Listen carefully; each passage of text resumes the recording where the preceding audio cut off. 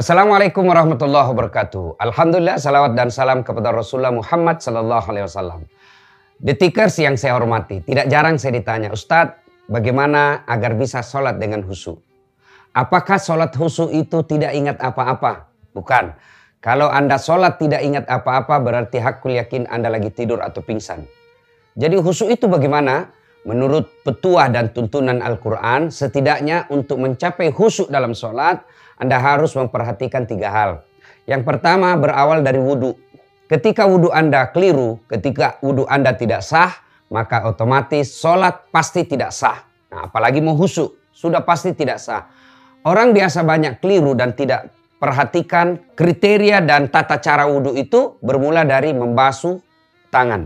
Yang Al-Quran menjelaskan membasuh tangan itu protokolernya dari jari ke siku. Jadi prakteknya detiker seperti ini. Jari ke siku.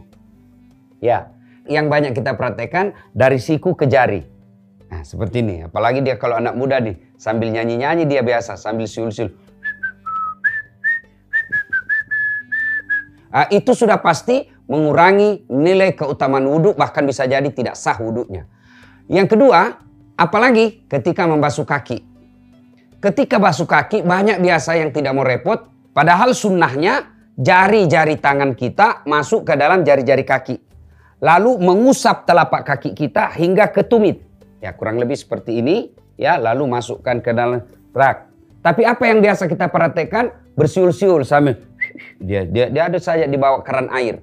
Nah ini semua bisa menyebabkan sholat kita tidak bisa khusyuk ketika wudhunya tidak sempurna.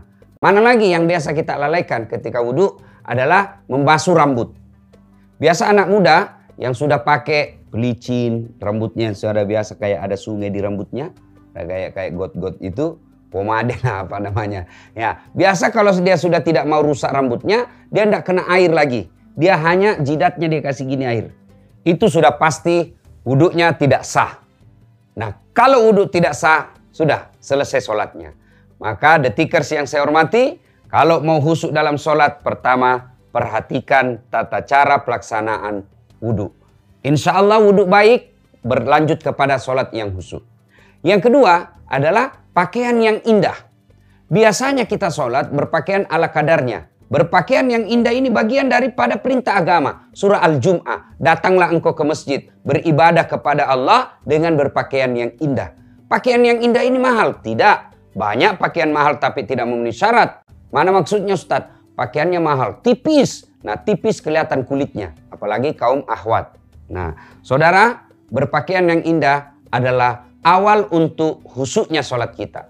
Bagaimana berpakaian yang indah? Usahakan pakailah yang baju yang nyata Anda peroleh halal. Jadi kalau baju sogok, sudah. Jangan pakai sholat. Baju-baju hasil penghasilan yang haram, beli baju, usahakan jangan pakai sholat. Terutama Ramadan ini, bersihkan baju kita dari penghasilan-penghasilan yang haram. Baju yang indah, bagian daripada kiat mencapai khusyuk sholat. Saya kasih ilustrasi sederhana. Anda mau ketemu dengan pimpinan kantor. Anda mau ketemu dengan seorang pejabat setingkat wali kota atau bupati. Tentu Anda pakai baju yang bagus. Kalau perlu, pinjam baju keluarga, pakai parfum, menghadap kepada pejabat ini. Bagaimana pula kepada Allah, masa Anda berpakaian seadanya. Saya tidak punya baju baru, Ustaz. Tidak mesti baju baru, tapi baju yang sepantasnya. Kalau Anda ke masjid, apa pantas pakai singlet?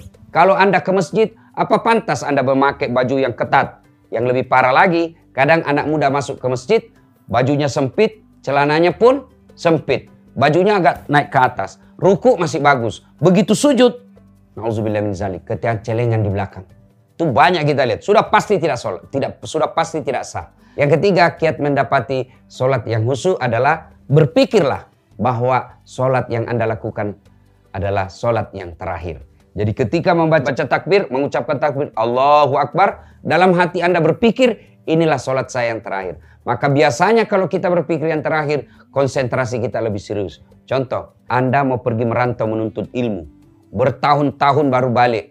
Tentu biasanya perpisahan. Rasa-rasanya, keluar semua air mata. Kenapa? Karena menganggap ini adalah pertemuan terakhir dan mungkin tidak akan ketemu lagi. Biasa anak-anak mahasiswa kan begitu kalau KKN. Yang saya istilahkan biasa, cilo, cinta lokasi.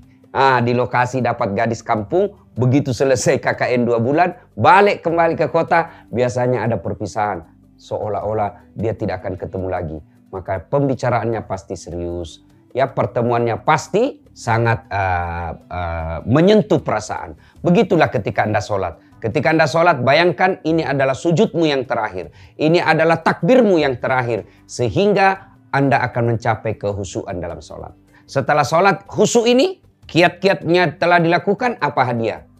Qad aflahal mu'minun, kata Allah. Beruntunglah orang-orang yang baik imannya. Siapa yang baik imannya? Satu di antaranya, alladzina hum fi salatihim khasi'un. Mereka yang khusyuk dalam sholatnya. Terima kasih, semoga ada manfaat. Saya Das'ad Latif untuk The Tickers. Assalamualaikum warahmatullahi wabarakatuh.